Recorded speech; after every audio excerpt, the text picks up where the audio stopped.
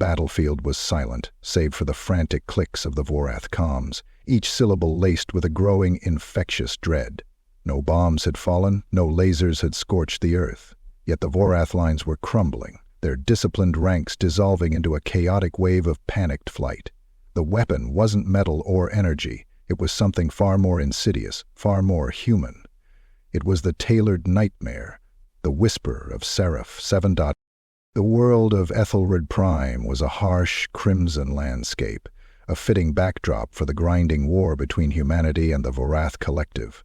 For months, the Vorath had pushed relentlessly, their chitinous legions overwhelming human defenses with sheer numbers and a brutal, unyielding efficiency. But unknown to the Vorath, humanity held a card they hadn't anticipated. A weapon forged not in foundries, but in the labyrinthine corridors of the human mind. Deep within the shielded bunkers of Sector Gamma, a team known only as Seraph 7 prepared for deployment. Led by Jackson Vorian, a man whose gaze could chill even seasoned veterans, Seraph 7 was unlike any other unit in the Solarian Federation armed forces. They weren't soldiers, not in the traditional sense. They were cognitive strategists, cultural analysts, and masters of applied psychology, trained to weaponize the very fabric of Vorath fear. Jackson, a lean man with eyes that seemed to absorb light, addressed his team. Silas, the unit's linguist and xenocultural expert, a man with an uncanny ability to decipher the nuances of alien communication.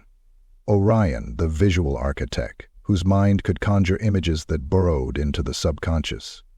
Torin, the soundscape engineer, who could weave sonic tapestries of terror. And Elias, the strategist, who orchestrated the overall psychological campaign, ensuring each element hit with maximum impact. The Vorath believe in the unified swarm, Jackson began, his voice low and resonant. Unity, conformity, the absolute eradication of individuality. Their strength, they believe, lies in their unwavering collective consciousness. He gestured towards the holographic displays showing the Vorath formations. But every strength has a shadow, every belief a corresponding fear. Silas stepped forward, his fingers dancing across a data screen. Our analysis of Vorath neural pathways, their communication protocols, and their limited historical records reveals a deep-seated anxiety surrounding severance. The Vorath are biologically and psychologically wired to the swarm mind. To be separated, to be unheard by the collective, is their ultimate terror. It is their cultural taboo. To emptiness. What? Orion then projected a series of unsettling images onto the bunker walls. Distorted Vorath faces, fragmented swarm symbols, and abstract patterns that hinted at chaos and fragmentation. We exploit this fear visually. We introduce dissonance into their perception of unity. We will flood their visual spectrum with signals of breakdown, of isolation. Subtle, insidious, but pervasive. Torin nodded, his fingers already manipulating sound frequencies on his console. Auditorily, we will amplify the silence. We will insert sonic voids into their comms, phantom whispers of severance, sounds that mimic the fracturing of the swarm mind. Subtle, barely perceptible at first, but growing in intensity, planting seeds of doubt and panic. Elias, his expression calm and analytical, outlined the deployment strategy. We won't engage them directly. We operate in the cognitive space, the intangible realm of perception. We will infiltrate their comms, their sensor networks, their very awareness. Our objective isn't to kill them, but to shatter their morale, to break their cohesion, to render them combat ineffective through sheer psychological destabilization. The mission began with a whisper. Seraph 7 deployed specialized drones, disguised as crimson dust clouds, into the Vorath airspace. These weren't weapon platforms. They were psychological projectors, broadcasting a carefully curated symphony of fear. Initially, the Vorath dismissed the anomalies. Glitches in their comms, visual static, auditory distortions. Minor inconveniences easily brushed aside by the unwavering discipline of the swarm. But Seraph 7 was patient, insidious. The whispers grew louder, the visual distortions more persistent, the auditory voids more profound. Vorath soldiers began to experience a disquieting sense of isolation. The comforting hum of the swarm mind, the constant background awareness of the collective began to flicker, to fade, replaced by unsettling silences. They looked at their comrades, and for the first time, saw not extensions of the swarm, but individual Vorath, strangely separate, strangely vulnerable. On the Vorath command spire, chaos was brewing. Report. What is the source of these disruptions? The Vorath overseer clicked, his mandibles agitated. Unidentified interference, overseer. Sensors are detecting nothing. No energy signatures, no physical presence, just noise and silence. The Vorath, a species that thrived on order and predictability, began to unravel. Their tactical formations faltered, communication lines fractured, not due to enemy fire, but due to internal glitches, phantom static, and unsettling silences. Soldiers hesitated, their ingrained obedience wavering as the bedrock of their collective consciousness seemed to crack beneath their chitinous feet. Jackson watched the data streams from Seraph 7's drones, a grim satisfaction in his eyes. Phase 1 complete. We've sown the seeds of doubt. Now we nurture the nightmare. Phase 2 was the escalation.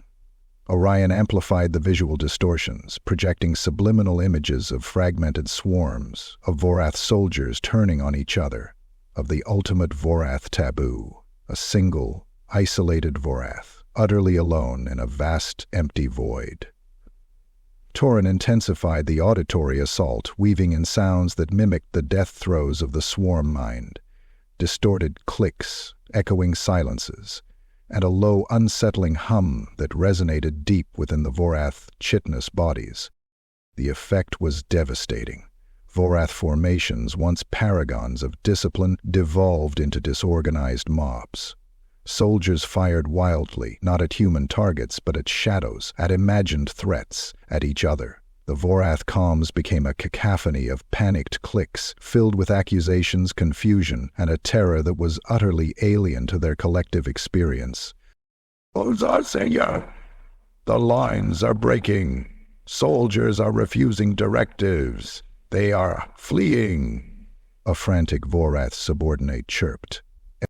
"Fleeing? Vorath do not flee. Restore swarm discipline, enforce unity," the overseer shrieked. But his own voice betrayed a tremor of unease. He, too, felt the unsettling silence creeping into his awareness, the phantom whispers of severance.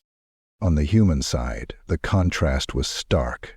Solarian soldiers equipped with advanced sensor suites and communication arrays watched in stunned silence as the Vorath army, once a terrifying force, dissolved before their eyes. They saw Vorath units simply stop fighting, turning and running, their weapons abandoned, their formations shattered. What are they doing?" a young Solarian private stammered, watching the chaotic retreat through his visor. His sergeant, a grizzled veteran, simply shook his head. "They're fighting a war we can't even see, kid. They're fighting their own minds." Jackson, observing the Vorath collapse, felt a cold, clinical satisfaction. "The emptiness takes hold," he murmured. "Their greatest fear, weaponized against them." The effectiveness of Seraph 7's psychological warfare was undeniable. The Vorath offensive on Ethelred Prime collapsed utterly. Not through brute force, not through superior firepower, but through the insidious power of fear. The Vorath, a species that prided itself on its unwavering unity, had been broken by the whispers of disconnection, by the tailored nightmare woven by human minds. The victory at Ethelred Prime was a testament to humanity's unique capacity for cognitive warfare. It demonstrated that the most potent weapons weren't always physical. Sometimes, the most devastating arsenal resided in the depths of understanding, in the ability to weaponize the very fears that defined an enemy species. As Seraph 7 demobilized, Jackson looked out at the crimson landscape, now strangely silent. He knew their work was far from over. The galaxy was vast, and humanity would undoubtedly face other enemies, each with their own unique fears and taboos. But Seraph 7, the masters of tailored nightmares, stood ready. They were the whispers in the dark, the unseen hand that could unravel armies, the embodiment of humanity's chilling ability to weaponize fear itself. For in the cognitive battlefield, humanity had found a new and terrifyingly effective way to wage war, a way that proved sometimes the most powerful weapon was not a bang, but a silent, insidious whisper in the mind. The whisper of Seraph 7, the whisper of fear itself.